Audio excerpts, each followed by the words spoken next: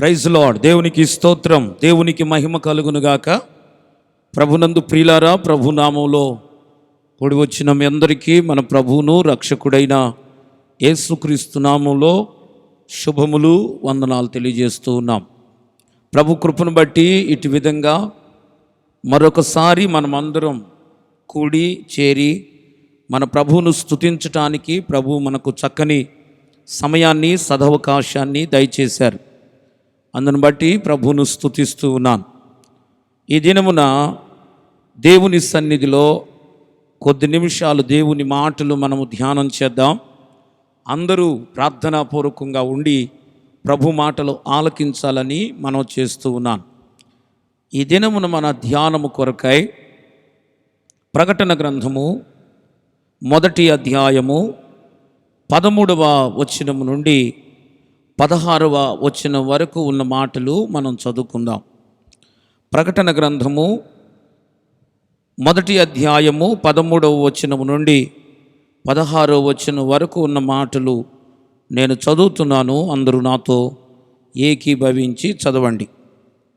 తిరుగగా 7 సువర్ణ దీపస్తంభములను, ఆ సువర్ణ దీపస్తంభముల మధ్యను మనుష్య కుమారుని పోలిన ఒకనిని చూచితిని. ఆయన తన పాదముల మట్టుకును దిగుచున్న వస్త్రము ధరించుకొని రొమ్మునకు బంగారు దట్టి కట్టుకొని ఉండెను. ఆయన తలయు తల వెంట్రుకలను తెల్లని ఉన్నిని పోలినవై హేమమంత ధవళముగా ఉండెను. ఆయన నేత్రములు అగ్ని జ్వాలల వలె ఉండెను. ఆయన పాదములు కొలిమిలో పుటము వేయబడి మెరయుచున్న అపరంజితో సమానమై ఉండెను. ఆయన కంఠస్వరము విస్తార జలప్రవాహముల ధ్వని వలె ఉండెను. ఆయన తన కుడి చేత 7 నక్షత్రములు పట్టుకొని ఉండెను. ఆయన నోట నుండి 2 అంచులు గల వాడి అయిన ఖడ్గమొకటి బయలు వెడలుచుండెను. ఆయన ముఖము మహా తేజస్సుతో ప్రకాశించుచున్న సూర్యుని వలె ఉండెను. మంచిది. ప్రభునందు ప్రియులారా, మనము ప్రకటన గ్రంథము 1వ అధ్యాయము 13వ వచనము నుండి 16వ వచనం వరకు ఉన్న మాటలు చదువుకున్నాం. ప్రత్యేకముగా ఈ ప్రకటన గ్రంథములో ఉన్న సంగతులను మనము గత కొన్ని దినాలుగా ధ్యానం చేస్తూ వచ్చాం. ప్రత్యేకముగా ఈ ప్రకటన గ్రంథము 1వ అధ్యాయం 9వ వచనము నుండి 20వ వచనం వరకు ఉన్న భాగాన్ని మనము 3 భాగాలుగా విభాగించాం. వాటిలో ఒకటి అద్భుతమైన దృశ్యం, రెండవది అతిరిక్తుడైన సేవకుడు, మూడవది అత్యంత సార్వభౌముడైన దేవుడు అని 3 భాగాలుగా మనం విభజించాం. ఈ 3 భాగాలలో మొదటి భాగమైనటువంటి అద్భుతమైన దృశ్యం అనేటువంటి దానిలో మనము కొన్ని విషయాలు నేర్చుకోవటం జరిగింది. అద్భుతమైన దృశ్యం అనేటువంటి ఈ శీర్షికలో లేక ఈ భాగములో మనము ప్రభువైనటువంటి యేసుక్రీస్తు యొక్క ప్రత్యక్షత ఎలా ఉందో, యోహాను తన దర్శనములో ఎలాగున చూస్తూ ఉన్నాడో ఈ సంగతులన్నీ కూడా స్పష్టం చేయబడతా ఉన్నాయి. ఈ భాగములో మనము గమనించవలసిన విషయం, ఆయన మనుష్య కుమారుని పోలినవాడుగా ఉన్నాడని మనం చెప్పుకున్నాం. ఈ మనుష్య కుమారుడు ఎవరు అనగా పునరుద్ధానుడైనటువంటి క్రీస్తే అనే సంగతులను మనము తెలుసుకున్నాం. రెండవదిగా ఆయన పాదముల మట్టుకు దిగుచున్న వస్త్రమును రొమ్మునకు బంగారు దట్టి కట్టుకున్నవాడు అని చెప్పుకున్నాం. పాదముల మట్టుకు దిగుచున్న వస్త్రమును రొమ్మునకు బంగారు దట్టి కట్టుకునేవాడు ఎవరు అనంటే ఆయన ప్రభువైనటువంటి యేసుక్రీస్తే. పాత నిబంధన కాలం ప్రకారం యాజకులు, రాజులు, న్యాయాధిపతులు అలాంటి వస్త్రాన్ని ధరించేవారు. అయితే ప్రభువైనటువంటి యేసుక్రీస్తు కూడా ఆయన ప్రధాన యాజకుడై ఉన్నాడు, ఆయన రాజులకు రాజై ఉన్నాడు, ఆయన నీతిగల న్యాయాధిపతి అయి ఉన్నాడు. ఆయన ఇలాగున నీతిగల న్యాయాధిపతి అయి ఉన్నాడు కనుక ప్రియులారా, ఆ పాదముల మట్టుకు దిగుచున్నటువంటి వస్త్రము ధరించిన వాడు ప్రభువైన యేసుక్రీస్తే అనే సంగతులు మనం చెప్పుకున్నాం. ఆ తర్వాత మూడవ విషయాన్ని మనం గమనిస్తే, ఆయన తల వెంట్రుకలు తెల్లని ఉన్ని వలె మహిమతో లేక హిమమంత ధవళముగా ఉన్నాయి అని చెప్పుకున్నాం. ఇక్కడ తెలుపు లేక ధవళం అనేటువంటిది నీతిని సూచిస్తుంది అని, ఆ తర్వాత ఆయన నీతిమంతుడై ఉన్నాడు అనే సంగతి మాత్రమే కాదు కానీ తెలుపు పవిత్రతను పరిశుద్ధతను సూచిస్తుంది అని, ఆయన పరిశుద్ధుడైన ప్రభువై ఉన్నాడు అని సంగతులు చెప్పుకున్నాం. ప్రియులారా, ఇలాగున మనము ఈ మూడు విషయాలు నేర్చుకోవటానికి దేవుడు సహాయం చేశాడు. అయితే ఇందులో మరికొన్ని విషయాలు మనము కొనసాగిస్తూ ఇందులో మనము ధ్యానం చేద్దాం, నేర్చుకుందాం. అందులో 14వ వచనాన్ని మనము గమనించినప్పుడు, ఆ 14వ వచనంలో ఆయన అంటాడు, ఆయన తల వెంట్రుకలను తెల్లని ఉన్నిని పోలినవై హిమమంత ధవళముగా ఉండెను, ఆయన నేత్రములు అగ్ని జ్వాలల వలె ఉండెను అనే మాటలు మనం చూస్తున్నాం. ప్రియులారా, ఈ భాగములో ఈయన తన నేత్రములు ఎలాంటి అనుభవాలు కలిగి ఉన్నాయో తెలియపరుచుచున్నాడు. తాను చూస్తున్న ఆ అద్భుతమైన దృశ్యములో కనబడేటువంటి వ్యక్తి ఏ విధమైనటువంటి నేత్రములు కలిగి ఉన్నాడో, ఆ మనుష్య కుమారుడు, ఆ ఏలుబడి చేసేవాడు, ఆ నీతిమంతుడు, ఆ పరిశుద్ధుడు ఏ విధమైనటువంటి నేత్రాలు కలిగి ఉన్నాడో స్పష్టము చేస్తూ ఉన్నాడు. ఆయన నేత్రాలు ఎలా ఉన్నాయి అనగా, ఆయన నేత్రములు అగ్నిజ్వాలల వలె ఉన్నాయి అనే సంగతులు చూస్తున్నాం. అంటే దీన్ని బట్టి మనం ఏం అర్థం చేసుకోవాలి అనగా, ఆయన బయలుపరచు ప్రభువు అని మనం అర్థం చేసుకోవాలి. ఆయన బయలుపరచు ప్రభువు అని మనము గమనించాలి. ఇంకా చెప్పాలంటే ఆయన వివేకము కలిగిన రాజు అని చెప్పాలి. ఆయన నేత్రాలు అగ్ని జ్వాలల వలె ఉన్నాయి. ఆయన నేత్రాలు అగ్ని జ్వాలల వలె ఉన్నాయి అనగా అన్నిటినీ ఆయన బయలుపరుస్తాడు. ఆయన ఏమేమి బయలుపరుస్తాడు, ఏమి బయలుపరుస్తాడు, ఆయన ఏమి వివేచిస్తాడు, ఆయన కన్నులు ఏమి చూడగలవు అనే విషయాలు మనం ఆలోచన చేస్తే, ఆయన గొయ్యి తీసి దాచిపెట్టిన ఆకాను యొక్క వస్తువులు ఆయన చూస్తాడు.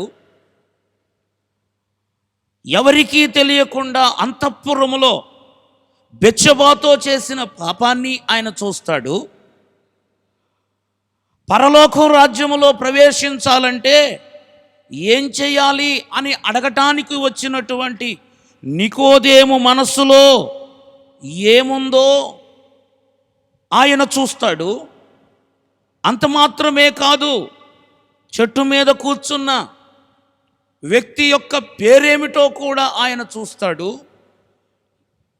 తన బ్రతుకులో, తన జీవితంలో ఇలాగున అన్నిటినీ వివేచించగలిగిన వాడు, అన్నిటిని చూడగలిగిన వాడు మన ప్రభు అయినటువంటి యేసుక్రీస్తు అనే సంగతులు జ్ఞాపకం చేస్తున్నాను. ఆకాను దాచిపెట్టిన వస్తువులు ప్రభువుకు తెలుసు. దావీదు బెత్షెబాతో చేసిన పాపం ప్రభువుకు తెలుసు. అంత మాత్రమే కాదు, ఇదిగో అర్ధరాత్రి ప్రభువు దగ్గరకు వచ్చినటువంటి నికోదేము యొక్క మనస్సులో పరలోక రాజ్యానికి వారసున్నవ్వాలంటే ఏం చెయ్యాలి అని అడగటానికి వచ్చిన నికోదేము యొక్క మనసులో ఏముందో ప్రభువుకు తెలుసు. ఇదిగో ప్రభువును చూడటానికి మేడు చెట్టు ఎక్కి చెట్టు మీద కూర్చున్నటువంటి ఆ వ్యక్తి జీవితంలో ఆ వ్యక్తి యొక్క పేరేమిటో కూడా ప్రభువుకు తెలుసు. అంటే ఈ రోజున ప్రభువుకి తెలియనిదంటూ ఏదీ లేదు. ఆయన అన్నీ వివేచించగలిగిన దేవుడు, ఆయన అన్ని తెలిసిన దేవుడు. ఆయనకు తెలియనిదంటూ ఏదీ లేదు అనే సంగతులు మనము గుర్తించవలసి ఉంది. అందుకే ఆ భక్తునికి ఆయన కన్నులు ఎలా కనబడుతున్నాయి యోహానుకి అని అంటే, ఆయన నేత్రములు అగ్నిజ్వాలల వంటివిగా కనబడుతున్నాయి. అంటే ప్రతి దానిని చూడగలిగినటువంటి కన్నులు అని చెప్పాలి. మనందరికీ బాగా తెలుసు, ఎక్స్రే కిరణాలు చాలా శక్తివంతమైనవి అని చెప్తారు. ఎక్స్రే కిరణాలు చాలా శక్తివంతమైనవట. అందుకే ఎవరికైనా ఎక్స్రే తీయాల్సి వచ్చినప్పుడు, ఎవరికైనా దెబ్బ తగిలినప్పుడు, ఎవరికైనా గాయమైనప్పుడు ఎక్స్రే తీయమని చెప్తారు. లోపల భాగాలలో, శరీర అవయవాలలో ఏ భాగము ఏ పార్ట్ దెబ్బతిందో చెప్పగలిగిన శక్తి దేనికి ఉంది అంటే ఎక్స్రేకి ఉంది. ఎక్స్రే కిరణాలు చాలా శక్తివంతమైనవట. మానవుని యొక్క శరీర భాగాలలోకి ఆ యొక్క కిరణాలు దూసుకొని వెళ్ళగలవు. మనం అర్థం చేసుకుంటే ఎక్స్రే కిరణాలు మన శరీరంలో నుండి ఎముకల వరకు వెళ్ళి ఎముక యొక్క బొమ్మను చూపిస్తాయి. అంటే ఎముక యొక్క బొమ్మను అవి ఎందుకు చూపిస్తున్నాయి అంటే, ఆ కిరణాలు ఇక అంతకంటే లోపలికి వెళ్ళలేవు గనుక. ఎముకలు వాటికి అడ్డుపడినప్పుడు ఆ బొమ్మను చూపిస్తాయి ఎక్స్రే కిరణాలు. కానీ ఇక్కడ ఎక్స్రే కిరణాలు చాలా శక్తివంతమైనవే. అవి ఎముకల వరకు వెళ్ళి ఆగిపోయి ఎముక బొమ్మను చూపిస్తాయి. కానీ యేసయ్య యొక్క కనుచూపు, యేసయ్య యొక్క నేత్రాలు ఎక్స్రే కిరణాల కంటే కూడా శక్తివంతమైనవి అని మనం గమనించాలి. ఎక్స్రే కిరణాలు ఎముకల వరకు వెళ్ళి ఎముక బొమ్మను చూపిస్తాయి, అంతకంటే లోపలికి వెళ్ళలేక. కానీ యేసయ్య యొక్క చూపుకి ఇక ఇవి కూడా అడ్డము రావు, ఎముకలు కూడా అడ్డము రావు. ఎక్స్రే కిరణాల కంటే కూడా యేసు యొక్క నేత్రాల యొక్క వెలుగు, దేవుని బిడ్డలారా, దానికి ఏది అడ్డము రాదు. ఆ వెలుగుకు ఏది కూడా అడ్డము రాదు. ఎముకలు కూడా దాటి అవతలకు చూడగలిగిన శక్తివంతమైన కిరణాల కాంతి ప్రభువు యొక్క కనుదృష్టికి ఉంది అనే సంగతిని మనము గుర్తుపెట్టుకోవాలి. ఈ రోజున మనం అర్థం చేసుకుంటే, ఆయన దేవుని బిడ్డలారా హృదయాన్ని చూడగలడు, హృదయము యొక్క తలంపులను చూడగలడు, ఇంకా చెప్పాలంటే ఊహలు కూడా చూడగలడు అని ఉంది వాక్యంలో. హృదయాన్ని చూస్తాడు, తలంపులు చూస్తాడు, ఊహలు కూడా చూస్తాడు. అందుకే ఆదికాండము 6వ అధ్యాయము 5వ వచనాన్ని మనం చదివితే అక్కడ మనందరికి తెలుసు, అక్కడ ప్రభువు యొక్క లేఖనాలు చూస్తున్నాం. వారి హృదయమును వారి తలంపులను ఆయన చూచాడు అని. వారి హృదయాన్ని చూశాడు, వారి తలంపులను చూశాడు, అవి చెడ్డవని ఆయన గమనించాడు అనే సంగతులు మనము చూస్తున్నాం. ప్రియులారా, ఇక్కడ అన్నిటినీ బయలుపరిచే క్రీస్తు, అన్నిటినీ చూడగలిగిన క్రీస్తు, అన్నిటినీ వివేచించగలిగినటువంటి క్రీస్తు. ఇక్కడ మనం అర్థం చేసుకోవాలి, ఆయన దేన్ని చూడగలడు, దేన్ని చూసి ఏదైనా తీర్పు తీర్చగలడు. ఆయనకి ఏది చూడనక్కర్లేదు, ఆయనకు సాక్ష్యాలతో కూడా పని లేదు. సాక్ష్యాలు లేకుండగానే ఆయన తీర్పు తీర్చే ప్రభువు అయి ఉన్నాడు. ప్రియులారా, ఎవరి సాక్ష్యము ఆయనకు అక్కర్లేదు. కేవలము ఆయనకు కావలసింది ముద్దాయిలు మాత్రమే. ఆయనకి కావలసింది కేవలం ముద్దాయి మాత్రమే. అందుకే ప్రకటన గ్రంథం 20వ అధ్యాయములో మనం చూసినప్పుడు, ఆ 20వ అధ్యాయములో నుండి దేవుని బిడ్డల తీర్పులు ప్రారంభమవుతాయి. ఆ తీర్పులలో ఆయన ఎవరిని సాక్షులను పిలవలేదు. కేవలం అక్కడ ముద్దాయిలను మాత్రమే ఆయన పిలిచాడు. ముద్దాయిల్నే పిలిచాడు. 2వ పత్రిక, కొరింథీ పత్రిక 5వ అధ్యాయం 10వ వచనములో అక్కడ రాయబడి ఉంది, ఆయన క్రీస్తు న్యాయపీఠము ఎదుట తీర్పు తీరుస్తాడు అని. క్రీస్తు న్యాయపీఠము ఎదుట మనం అందరం నిలవవలసి ఉంది అని. ఆ క్రీస్తు న్యాయపీఠం ఎదుట దేవుని బిడ్డలారా, మన క్రియలన్నిటినీ ఆయన చూస్తాడు, గమనిస్తాడు, మనకు ఆయన తీర్పు తీరుస్తాడు అని. అక్కడ కూడా ఆయన ఎవరిని సాక్షులను పిలిచినట్టుగా లేదు. ప్రతి వాని క్రియకు ప్రతిఫలం ఇస్తాడు, అవి మంచివైనను సరే. 5వ అధ్యాయం 10వ వచనము 2వ పత్రికలో, అవి మంచివైనను సరే, చెడ్డవైనను సరే, అవి ఎలాంటివైనా ఆయన తీర్పు తీర్చే ప్రభువై ఉన్నాడు. ఆయనకు సాక్ష్యాలతో పని లేదు. ఎందుకు అంటే ఆయన అన్ని చూడగలిగిన వాడు కదా. ఆయనకి ఇంకా సాక్ష్యాలతో పని ఏముంది? ఆయన నేత్రాలు అగ్నిజ్వాలల వంటివి కదా.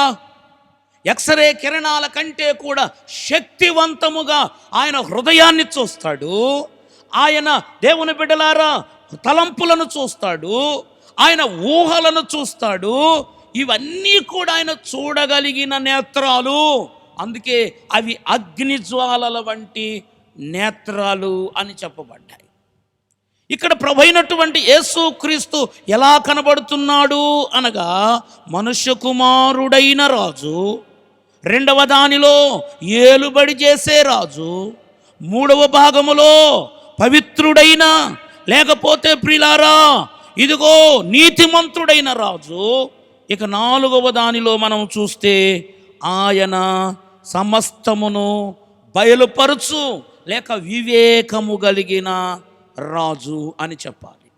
ఇక 5వ విషయాన్ని మనం గమనిస్తే 15వ వచనములో ఇలా రాయబడి ఉంది. ప్రకటన గ్రంథము 1వ అధ్యాయం 15వ వచనములో, ఆయన పాదములు కొలిమిలో పుటము వేయబడి మెరయుచున్న అపరంజితో సమానమయ్యుండెను అని మనం చూస్తున్నాం. ఆయన పాదములు అపరంజితో సమానముగా ఉన్నాయట. ఇక్కడ అపరంజితో సమానమైనటువంటి పాదములు, అపరంజితో సమానమైన లోహం ఏమిటి అని అంటే అది కంచు అని చెప్పాలి. కంచు అంటే ఇంగ్లీష్లో బ్రాస్ అంటారు, బ్రాస్, కంచు. ప్రియులారా, ఇక్కడ మనం అర్థం చేసుకోవాలి, ఈ కంచు అనేటువంటిది, బ్రాస్ అనేటువంటిది పాత నిబంధన గ్రంథములో మనకు ఎక్కడ కనబడినా దీని అర్థం ఏం తెలియజేస్తుంది అంటే తీర్పును సూచిస్తూ ఉంది, తీర్పు తీర్చుటను సూచిస్తుంది. ఇంకా దానిని గూర్చి మనం చెప్పుకోవాలి అంటే మరొక అర్థం, కంచుకు దయ దానికి ఉండదు అని దాని అర్థం. కంచు అనేటువంటి దానికి దయ ఉండదు. ఇక్కడ మనం అర్థం చేసుకోవాలి, మన ప్రభువు యొక్క పాదాలు ఎలా ఉన్నాయి అనంటే ఆయన పాదములు అపరంజిని పోలినవై ఉన్నాయి. అంటే ఇది దేన్ని సూచిస్తుంది? ప్రభు అయినటువంటి యేసు క్రీస్తులో ఉన్న అనుభవాన్ని దేన్ని సూచిస్తుంది అని అంటే ఆయన నిర్దయుడైన క్రీస్తు అనే సంగతిని తెలియజేస్తుంది. ఆయన నిర్దయుడైనటువంటి క్రీస్తు అనే సంగతిని తెలియజేస్తుంది. ప్రియులారా, ఆయన తీర్పు తీర్చునప్పుడు ఎంత మాత్రము కూడా దయచూపడు అనే దానిని తెలియపరుస్తుంది ఈ సంగతి. అపరంజిని పోలిన పాదములు కలిగిన వాడు అని అంటే నిర్దయుడైనటువంటి క్రీస్తును సూచిస్తూ ఉంది.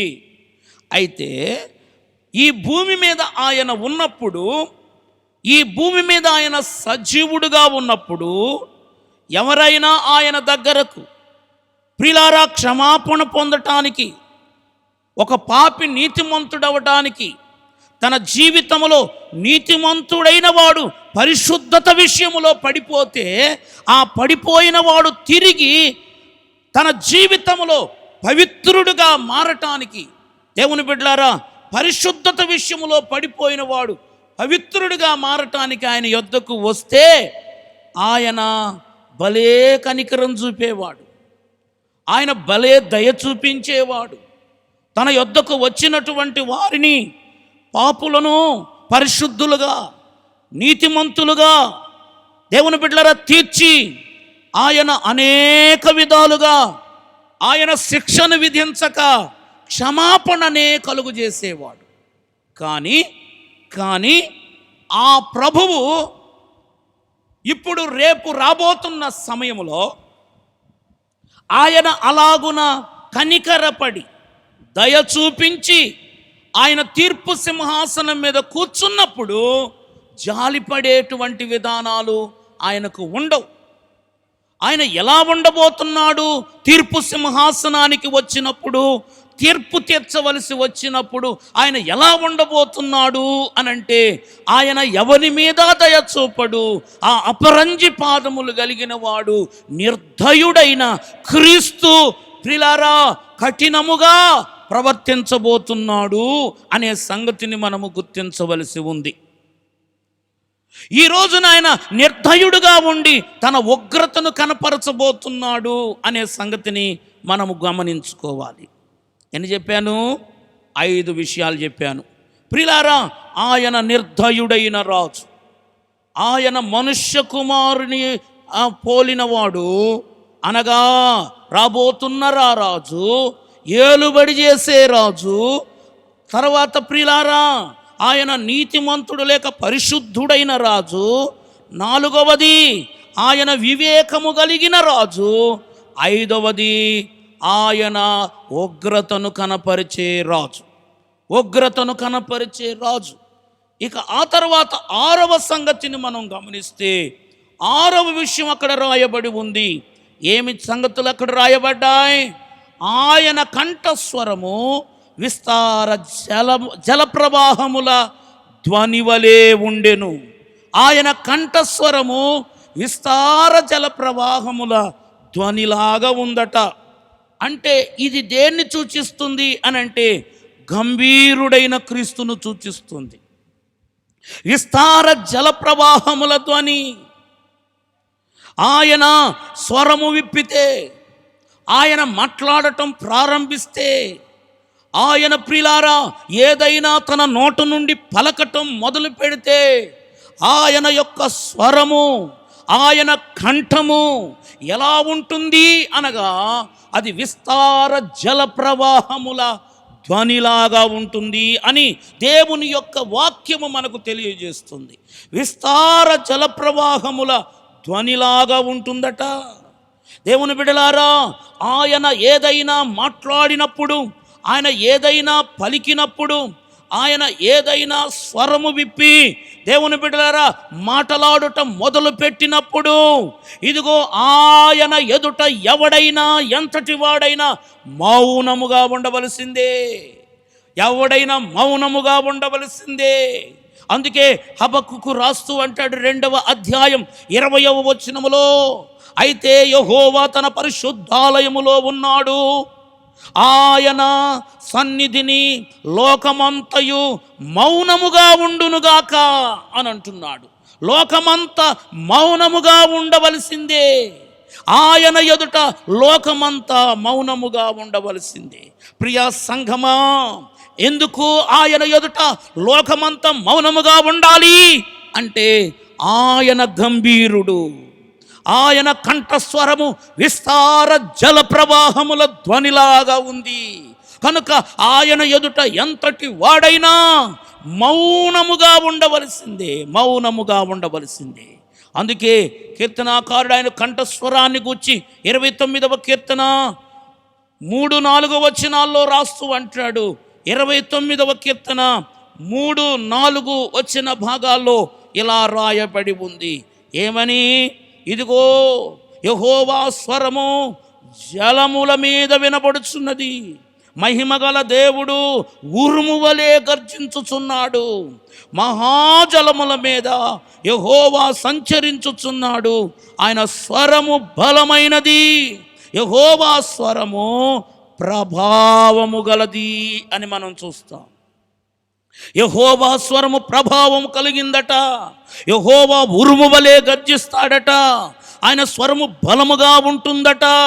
అంత మాత్రమే కాదు, ఆయన స్వరము జలముల మీద వినబడుతుందట. ఆయన స్వరము జల ప్రవాహముల ధ్వనిలాగా ఉందట.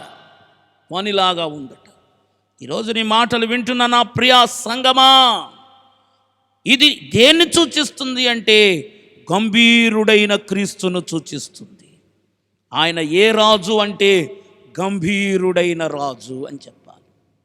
గంభీరుడైనటువంటి రాజు అని చెప్పాలి. ఇక ఆ తర్వాత 7వ సంగతిని మనము చదివితే, 7వ విషయాన్ని మనం చూస్తే అక్కడ ఇలా రాయబడి ఉంది 16వ వచనములో.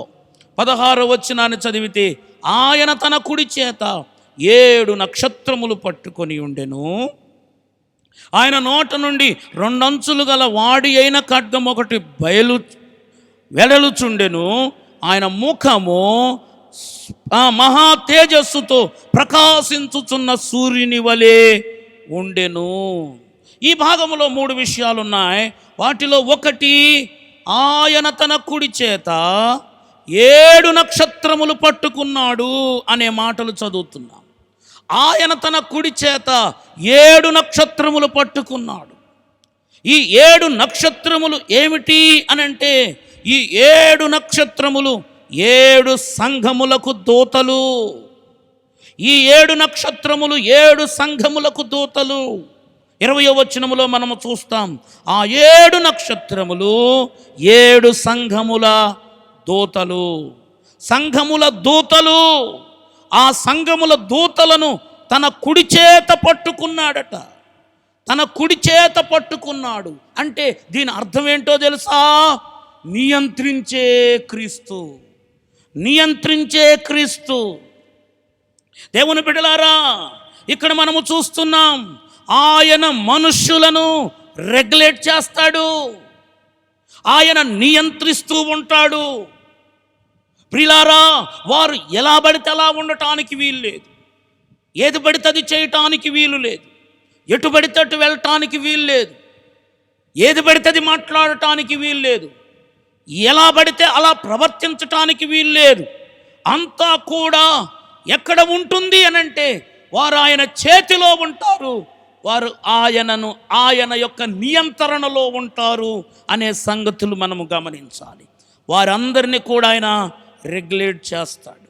ప్రియులారా, ఆయనే వారి ద్వారా తన సంఘములను పాలించుకుంటాడు.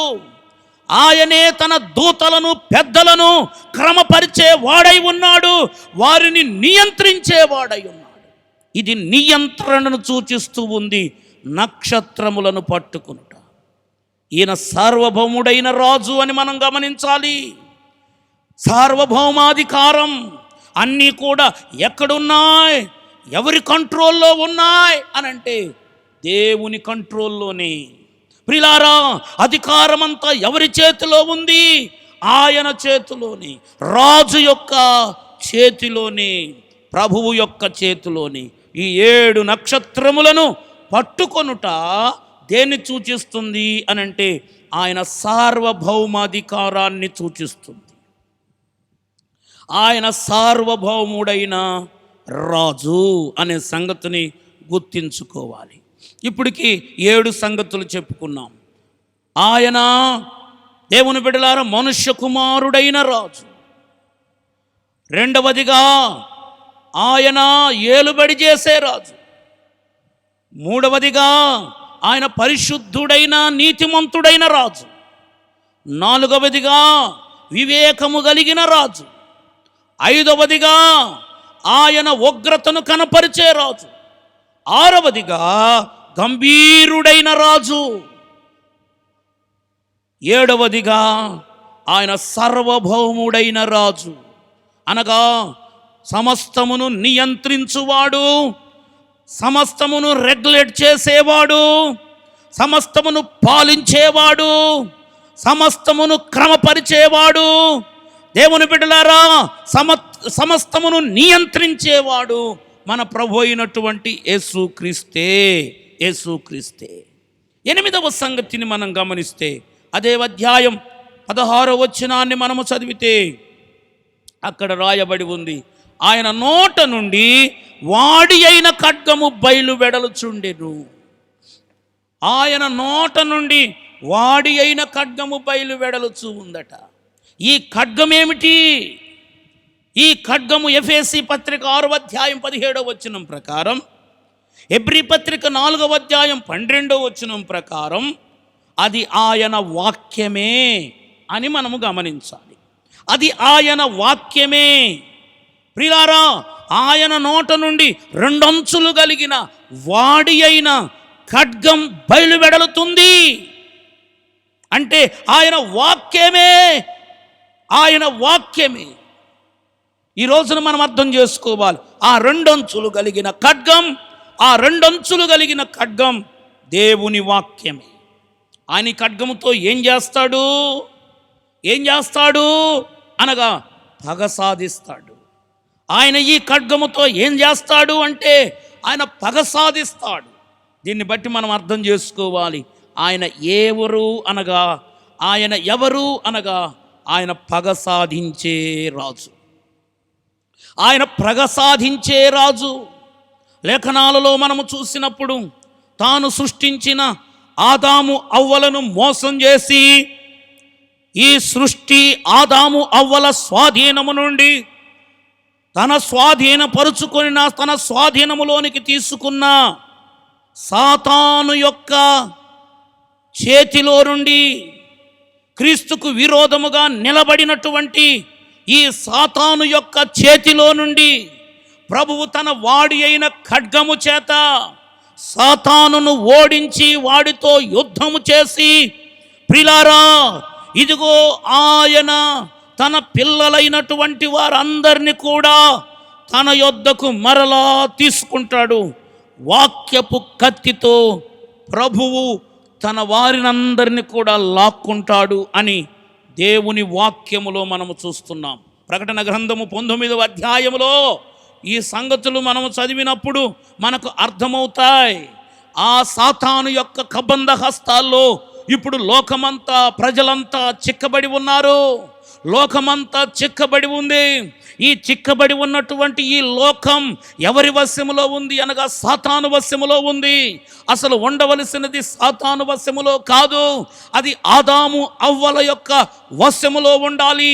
కానీ సాతానుడు వారిని మోసం చేసి వారి హస్తాలలో నుండి, దేవుని బిడ్డలారా, ఈ లోకమును వశపరుచుకొనగా వారిని, ప్రజలను మోసం చేస్తూ ఉండగా, లోకాన్ని మోసం చేస్తూ ఉండగా, అలా మోసపరుచుచూ ఉన్నటువంటి సాతానును, దేవుని బిడ్డలారా, వాడు దేవునికి విరోధముగా, క్రీస్తుకు విరోధముగా, తన ప్రజలైనటువంటి వారికి విరోధముగా నడుచుచుండగా, అలాంటి సాతానును తన వాక్యపు ఖడ్గము చేత జయించి మన ప్రభువు, ప్రియులారా, మన ప్రభువు ఇదిగో మనలను విడిపించుకొని ఆయన తన యొక్క వాక్యపు ఖడ్గము చేత సాతాను వశమున ఉన్న మనుషులను లాక్కుంటాడు అనే సంగతులు మనము గుర్తుపెట్టుకోవాలి.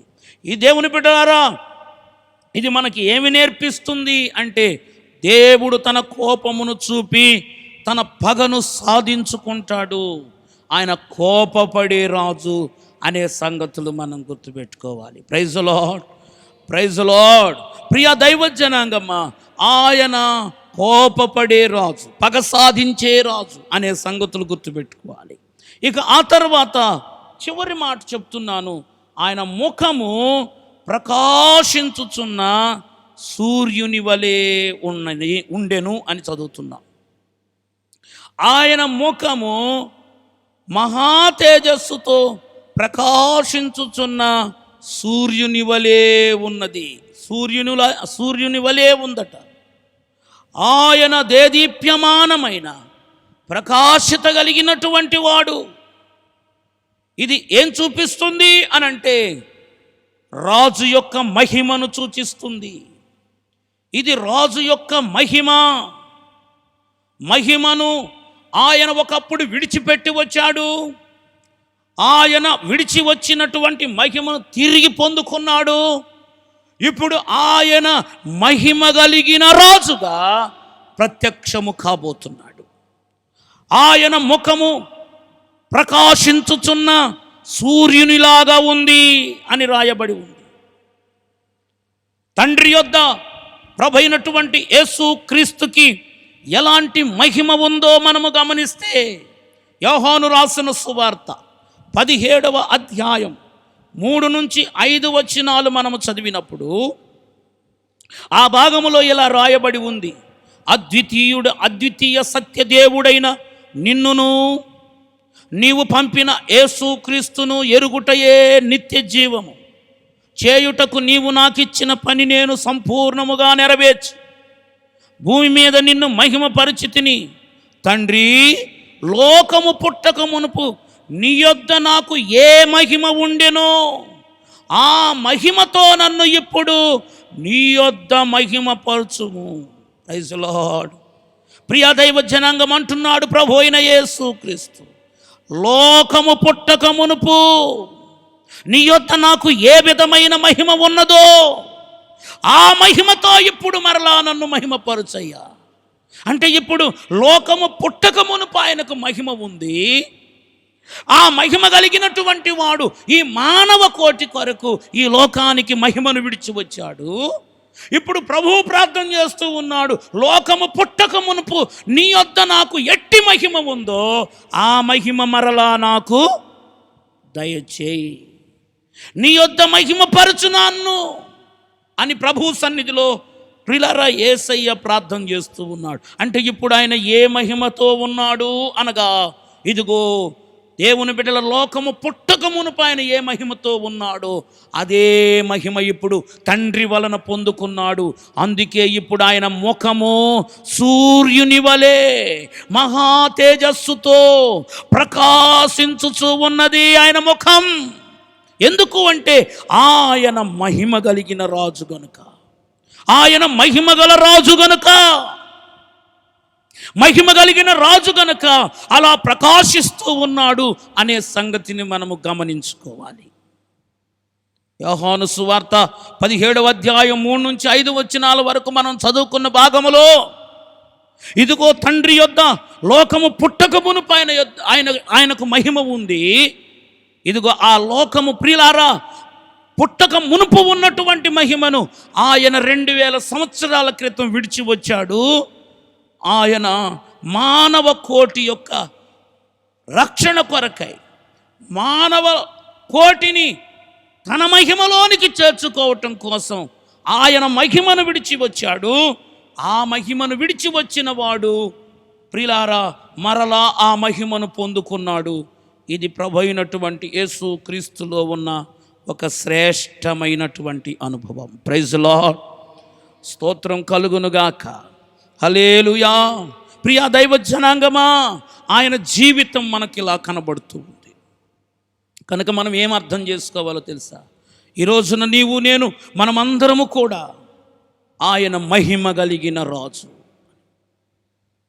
ఇక్కడ ఆయన యొక్క అద్వితీయమైనటువంటి లేక అద్భుతమైనటువంటి దృశ్యములో యోహాను చూసినటువంటి ఆ గొప్ప దర్శనములో ఆ దృశ్యములో ఆ ప్రభువు ఎలా కనబడుతున్నాడో మనం ఇక్కడ 9 సంగతులు ధ్యానం చేశాం. ప్రియులారా, ఇక్కడ పునరుద్ధానుడైన క్రీస్తు అనగా మానవుడైన రాజుగా, ఆ తర్వాత ఏలుబడి చేసే క్రీస్తు అధికారము కలిగిన రాజుగా, ఆ తర్వాత నీతి కలిగిన క్రీస్తు అనగా పవిత్రుడైన రాజుగా, ఆ తర్వాత అన్నిటినీ బయలుపరిచే క్రీస్తు అనగా వివేకము కలిగిన రాజుగా, ఆ తర్వాత నిర్దయుడైన క్రీస్తు ఉగ్రతను కనపరిచే రాజుగా, గంభీరుడైన క్రీస్తు యథార్థత కలిగిన రాజుగా, ఆ తర్వాత సమస్తమును నియంత్రించు క్రీస్తు సార్వభౌముడైన రాజుగా, పగ తీర్చుకునే క్రీస్తు కోపమునే వ్యక్తపరిచే రాజుగా, ఆ తర్వాత తేజస్సు కలిగిన క్రీస్తు మహిమలో ఉన్న రాజుగా మనము ప్రభువును చూస్తూ ఉన్నాము. స్తోత్రం చెప్పండి అందరూ, గట్టిగా చెప్పండి అందరూ. దేవుని బిడ్డలారా, ఈ రోజున మనం అర్థం చేసుకోవాలి, నేటి క్రైస్తవ సంఘానికి ఇలాంటి క్రీస్తు తెలుసా అనేది ప్రశ్న. నేటి క్రైస్తవ సంఘానికి ఇలాంటి యేసును చూసే అనుభవము ఉన్నదా అనేదే ప్రశ్న. ఇలాంటి క్రీస్తును ప్రియారా నేటి క్రైస్తవ సంఘము చూసే పరిస్థితి కలిగి ఉందా? ఇదే మన జీవితంలో మరొక్కసారి వేసుకోవలసినటువంటి ప్రశ్న. నేను మరొకసారి జ్ఞాపకం చేస్తున్నాను, మనకు దేవుని బిడ్డలారా, ప్రభు అయిన యేసు దేవుని బిడ్డలారా మనకు ఎలా తెలుసా? పశువుల తొట్టిలో ఉన్న క్రీస్తే తెలుసు, మనకు సిలువ మీద ఉన్న క్రీస్తే తెలుసు, మనకు సమాధిలో ఉన్న క్రీస్తే తెలుసు. మహిమలో ఉన్నప్పుడు మహిమలో ఉన్న క్రీస్తును చూడలేని అనుభవాల్లో కలిగి ఉన్నాం. ఇప్పుడు చెబుతున్నాను, నీవు పశువుల పాకలో ఉన్న క్రీస్తును నువ్వు ఎరిగి ఉంటే ఆయన ఇప్పుడు పశువుల పాకలో లేడు. సిలువ మీద ఉన్న క్రీస్తును నువ్వు ఎరిగి ఉంటే ఆయన ఇప్పుడు సిలువ మీద లేడు. ఆయన సమాధిలో ఉన్న క్రీస్తును నువ్వు ఎరిగి ఉంటే ఆయన ఇప్పుడు సమాధిలో లేడు.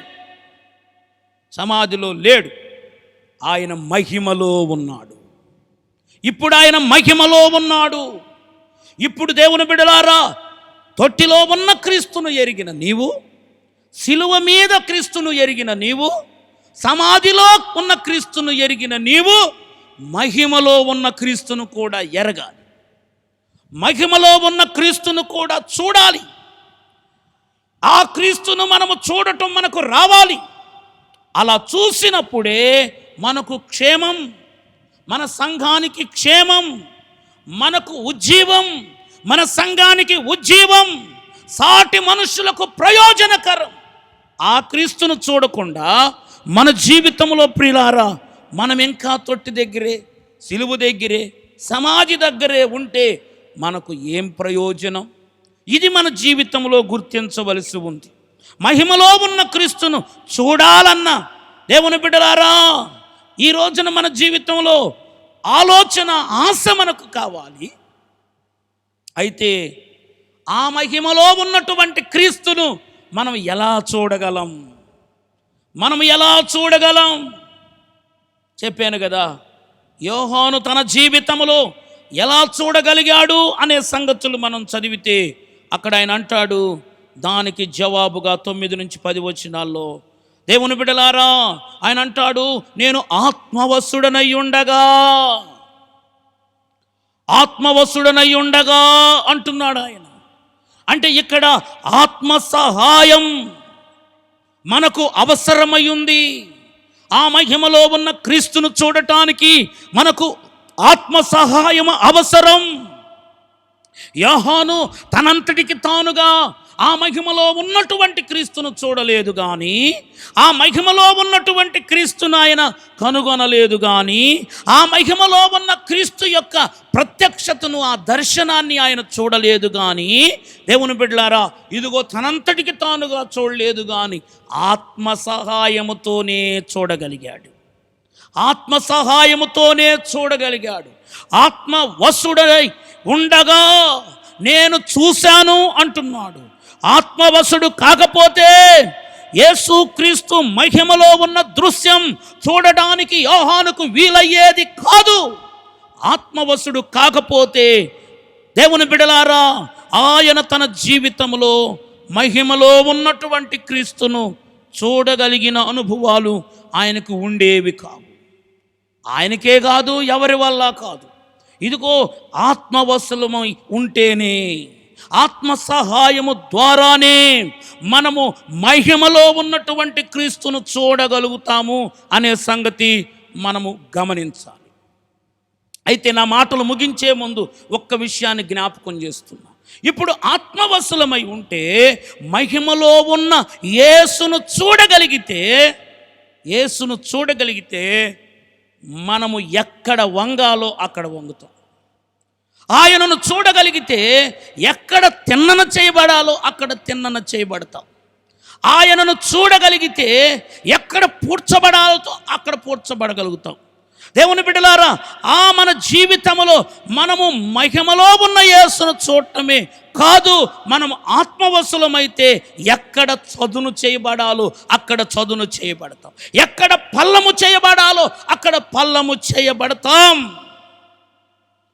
ఏ కోణములో మనకు దిద్దుబాటు కావాలో అన్ని కోణాలలో మనకు దిద్దుబాటు వస్తుంది.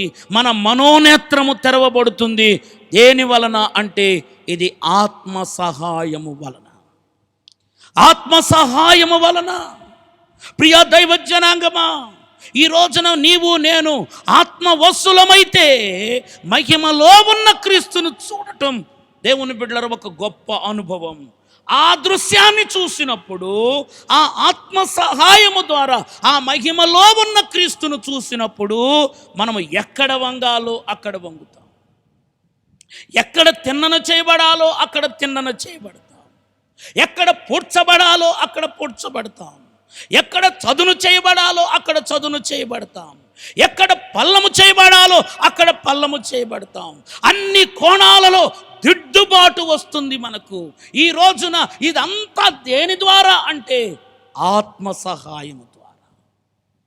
ప్రియ దైవ జనాంగమా, ఆత్మ సహాయము ద్వారా మన బ్రతుకులో, మన జీవితంలో ఈ ఆత్మ సహాయం మనకు ఎంతైనా అవసరం. ఈ రోజున జ్ఞాపకం చేస్తున్నాను, పునరుద్ధానుడైన క్రీస్తు మానవుడైన రాజు.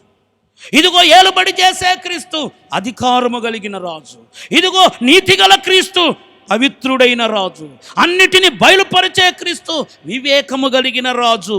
నిర్దయుడైన క్రీస్తు ఉగ్రతను కనపరచు రాజు. గంభీరుడైన క్రీస్తు యథార్థత కలిగిన రాజు. సమస్తమును నియంత్రించు క్రీస్తు సార్వభౌముడైన రాజు.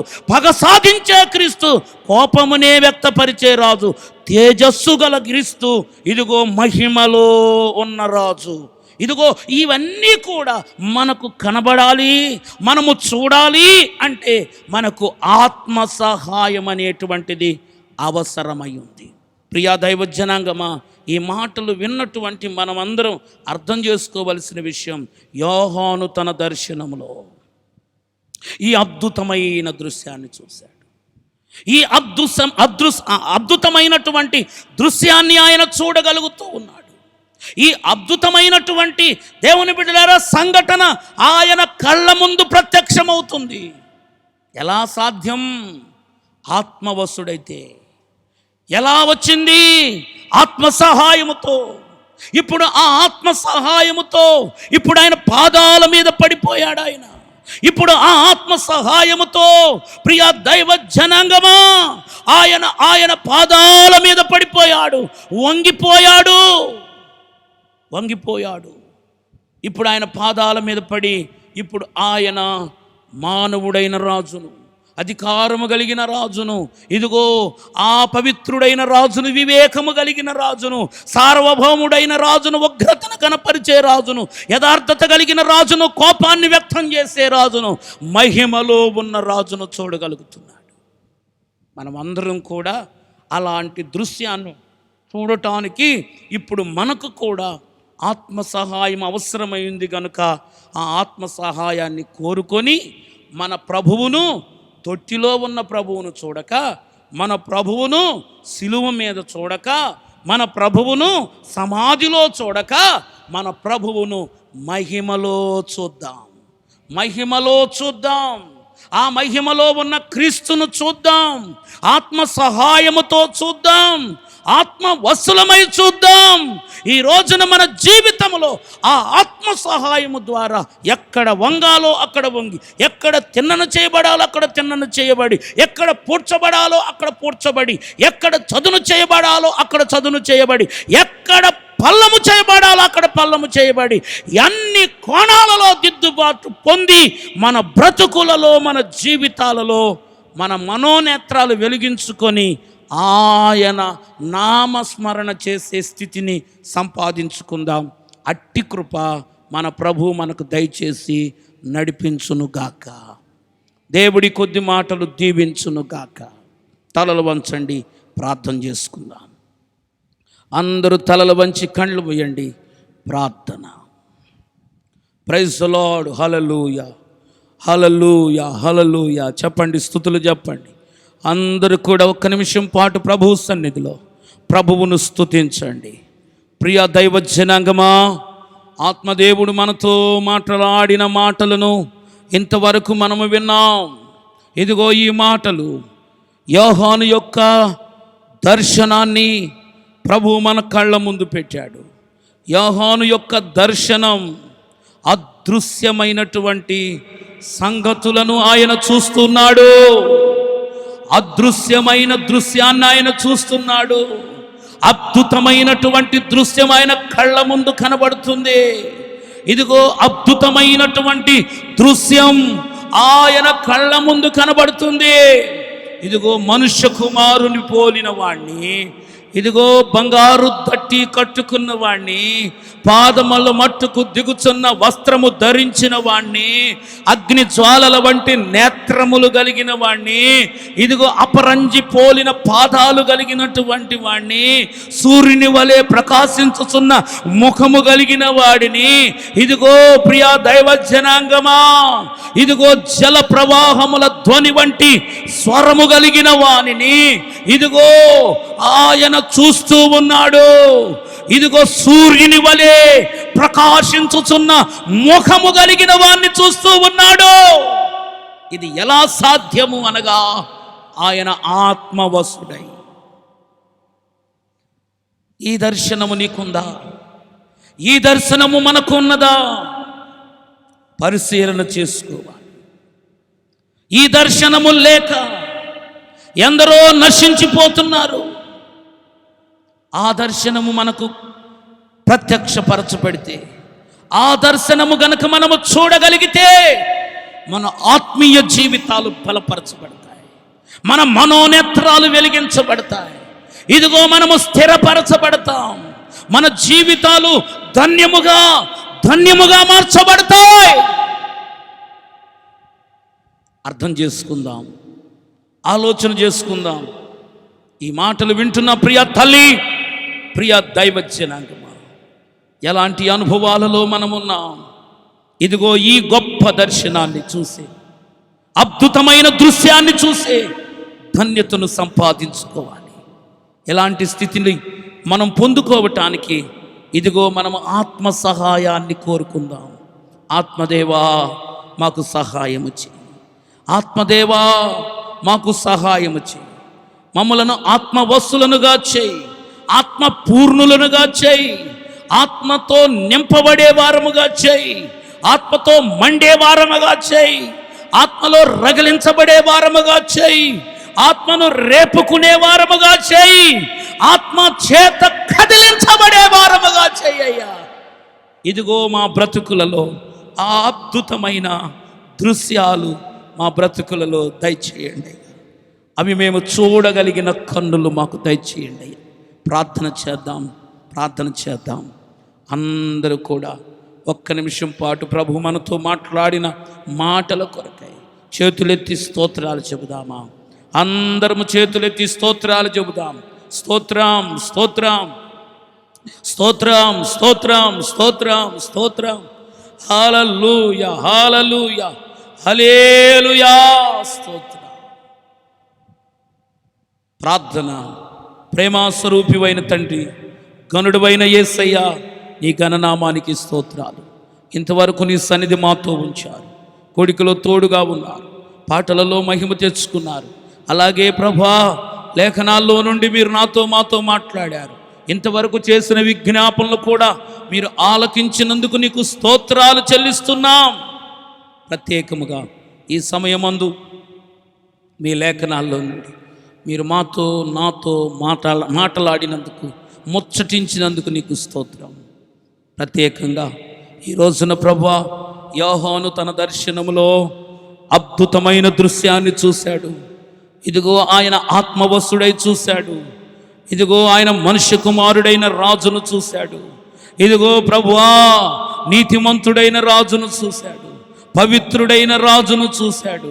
ఇదిగో ఆయన మహిమగల రాజును చూశాడు, సార్వభౌముడైన రాజును చూశాడు, రాజులకు రాజును చూశాడు, అధికారము కలిగిన రాజును చూశాడు, ఏలుబడి చేసే రాజును చూశాడు. ఇలాగ ప్రభువా ఎన్నో అనుభవాలు మీరు మాతో మాటలాడినందుకు నీకు స్తోత్రాలు చెల్లిస్తున్నాం. ఆ గొప్ప దర్శనం మేము కూడా చూడగలిగిన కృప మీ ఆత్మ సహాయము ద్వారా అనుగ్రహించండి. ఈ దినమున నీ సన్నిధికి వచ్చిన బిడ్డలందరినీ పేరు పేరున దీవించి మేలులతో నింపి మీ నామానికి మహిమ తెచ్చుకోండి. దినమున రాలేకపోయిన బిడ్డలను జ్ఞాపకం చేసుకొని వారి కుటుంబాలలో వారి గృహాలలో బిడ్డలతో కూడా మీరుండి నెమ్మది కలుగు చేసి ఆశీర్వదించండి. మరి ముఖ్యముగా ప్రభువానికే స్తోత్రం, మా సంఘములో ఉన్న మా ప్రియులైనటువంటి వారు కోవిడ్ పాజిటివ్తో బాధపడుతున్నటువంటి ప్రభువానికే స్తోత్రం ప్రియులను జ్ఞాపకం చేసుకోండి. వారు నాయనానికే స్తోత్రం క్వారంటైన్లో ప్రభా ఉన్నారు, వారి పక్షాన మీరు ఉండండి, వారికి విడుదల ఇవ్వండి, స్వస్థత ఇవ్వండి. మీ నామములో ప్రభు వారు గొప్ప విడుదల పొంది క్షేమంగా గృహానికి రావటానికి సహాయం చేయండి. బిడ్డలకు భద్రతను క్షేమాన్ని కలుగు చేయండి. ఎక్కడ దుష్టుడు పని చేయకుండా వాడి కార్యాలన్నీ లయపరిచి నీ సన్నిధి తోడుగా ఉంచి బలపరిచి ఇంతవరకు ప్రభువా ఈ కూడికను ఘనముగా జరిగించినందుకు నీకే స్తోత్రాలు చెల్లిస్తూ రేపు దినాన జరగనయ్యున్న ప్రతి కార్యక్రమాన్ని మీరే ఘనముగా క్రమముగా జరిగించమని వేడుకుంటూ యేసు నామములో ప్రార్థిస్తున్నాము పరమ తండ్రి, ఆమేన్. మన తండ్రి అయిన దేవుని ప్రేమ, ప్రభువును రక్షకుడైన క్రీస్తు కృప, పరిశుద్ధాత్మ యొక్క అన్యోన్య సహవాసం మనకును లోకములో ఉన్న సకల పరిశుద్ధులకు ఇప్పుడు ఎల్లప్పుడు సదా ఆయన రాకడ పర్యంతం తోడై నడిపించును గాక. ఆమేన్. యేసు రక్తమేజ్, సిలువ రక్తమేజ్, యేసు రక్తం సంపూర్ణమిచ్చి అపవాది కార్యమంత నాశనం కలుగును గాక. ఆమేన్. ఆమేన్. Praise Lord. అందరికీ వందనాలు. ఈ కూడిక ఇంతటితో ముగించబడింది. సెలవు.